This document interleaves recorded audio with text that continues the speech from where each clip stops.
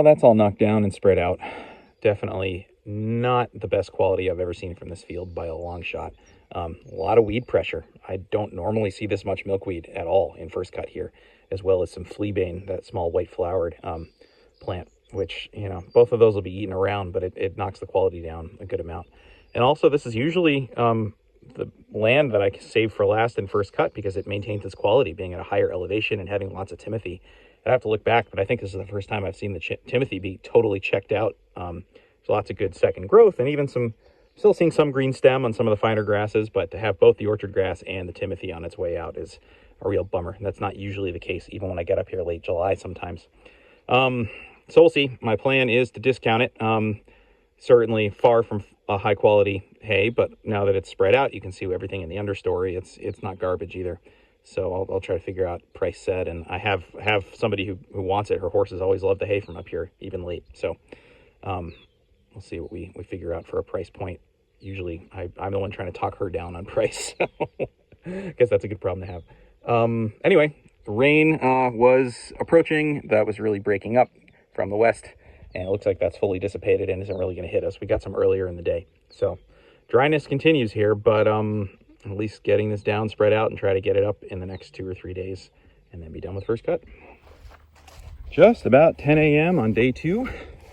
Really glad I got this knocked out and spread out last night. It's Monday. My hope is to get this on Wednesday and be nice and patient, but now they're talking about a chance of showers or storms Wednesday afternoon, waffling between like a 20 to 30% chance, so nothing crazy. But with this stuff being so late and having so much dry matter in it already, if I can get some of this through the baler tomorrow, confidently I will.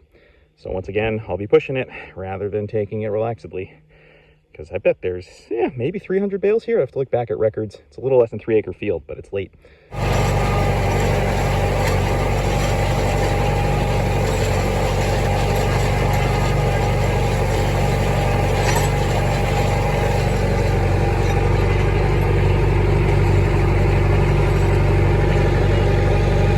Downtime filled with unloading what's not leaving off wagon into the loft, switching a few blades on the mower, moving the rake up, and I've got a off wagon person coming at 1 o'clock. So I was planning on otherwise tedding this around 1. It's 12:30 now. It's a little early, but the sun has been out. It's been really hot, so I'm sure it's crisping. And at the end of the day, a half-hour difference in tedding is not going to change too much.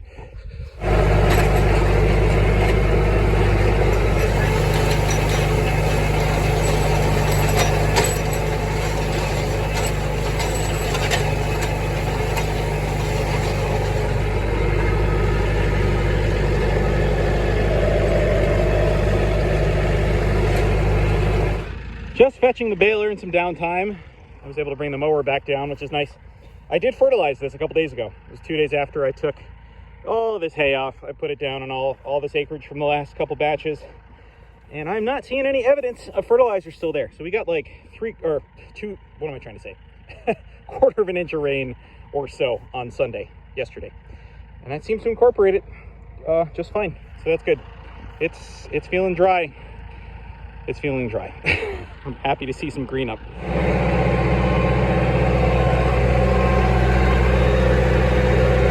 always a haul to get up here, but that's okay. That stuff's coming along. Not ready to rake yet, I'm sure of that. There's a lot of green in that understory, so I'm going to ted that one more time and then call it a day. It's almost 6:30. I can get up here pretty early tomorrow. And I'm getting more and more hopeful to bale some of it tomorrow with the way the forecast is looking.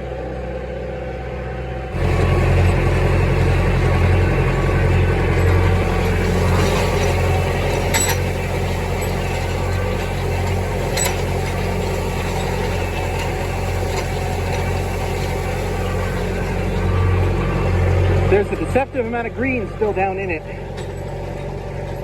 So not quite ready to rake yet. But this will allow me to hopefully just head one more time tomorrow morning and then put it in windrows and see if any of it's ready for a late afternoon.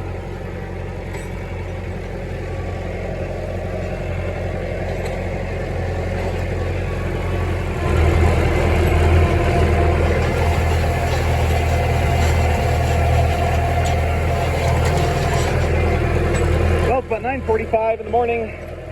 I am increasingly hopeful about baling some, most, or maybe even all of this today. It's come a really long ways, but this field's a little tricky with shade lines. This half of this top bit here starts to get in shade by like 2:30, 3 o'clock. And down on that edge is not even fully in the sun yet, and it's 10. So, and as late as this is, there's still good green material in it. And there's been something tricky about even the late first cut that I've run into here a few years in a row. There's been times where I've thought I could bale a day early, and stuff turned out okay, but it's been borderline, and had a little bit of a sweat going on, even when it feels so desiccated and so ready to go. So I'm being cautious of that. Right now the forecast is, I guess, chance of pop-up showers or storms tomorrow, maybe later afternoon. Some are shifting to say 5 p.m., but that could go earlier. And if I were to save this whole field to bale tomorrow, that could turn into a disaster. So I'm going to see if I can at least get a wagon or two off of the middle of the field today. And if it's coming together well and I can keep going, then great. That's my plan.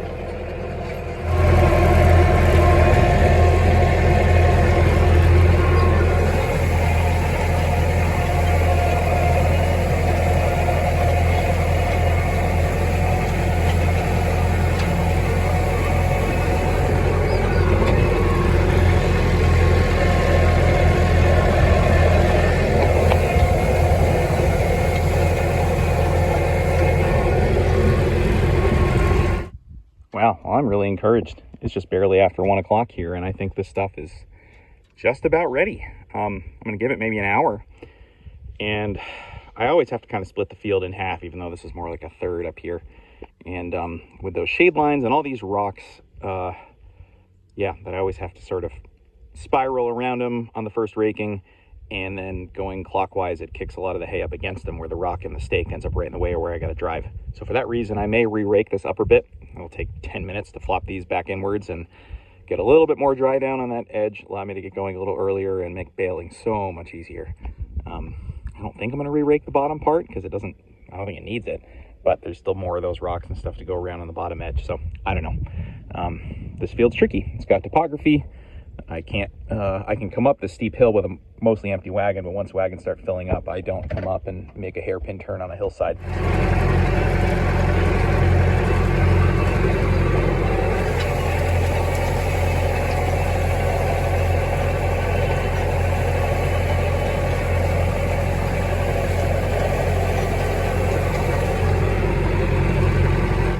Okay, I timed it. That took 11 minutes to flop over this top bit.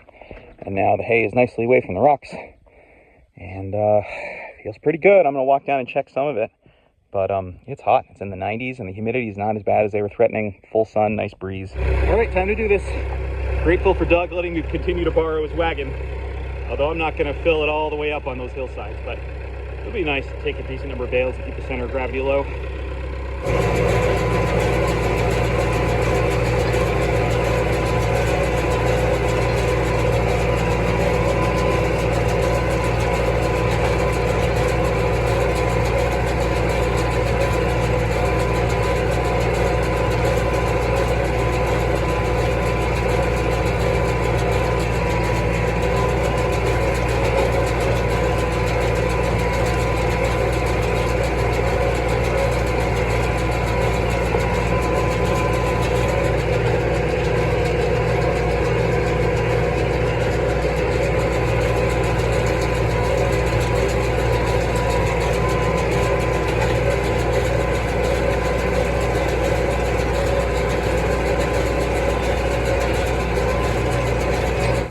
Well, those feel great. So, stack that little bit in the shade. You know, it's funny. I get the same number of bales across in my other wagon. So this thing's 8.5, but I think that's the exterior dimension. I don't know. I guess it's not that much amazingly bigger than the other wagons, but can fit 25% more.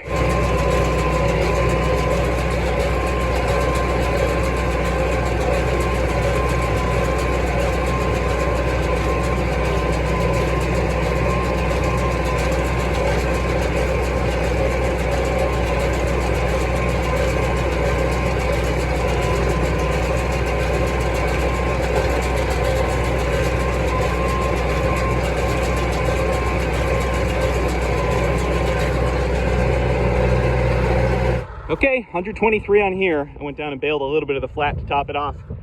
So yeah, this wagon pretty consistently right around 125. Okay.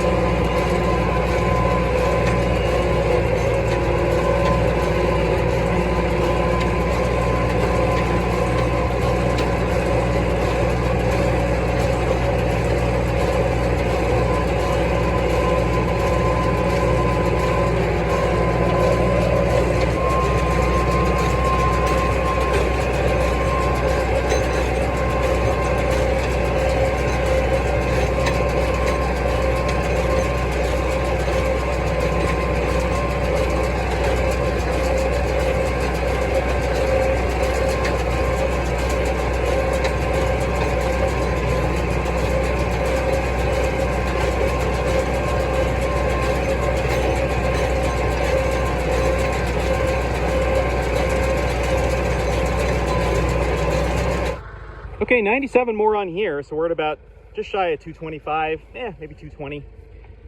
If this was flat ground, I could easily fit all this in the rest of one wagon, but there's a bunch more down and around in there, heavy windrows, slide hill. So we've got 2 more empties up here, and the barn's just right there. So I will, yeah, efficiency as far as baling rather than how many can I fit on a wagon. So we're gonna unload 2 and park 2 undercover, and these full ones will be the undercover parking ones at the end of the day.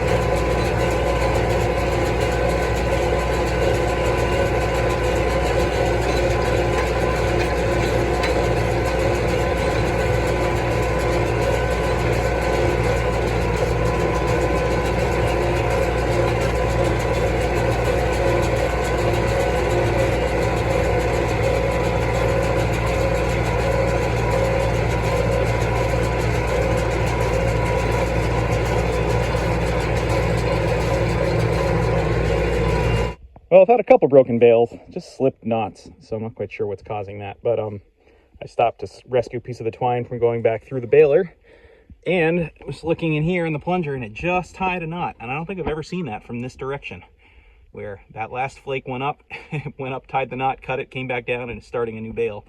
That's going to start with the next flake being made. It's kind of cool to see.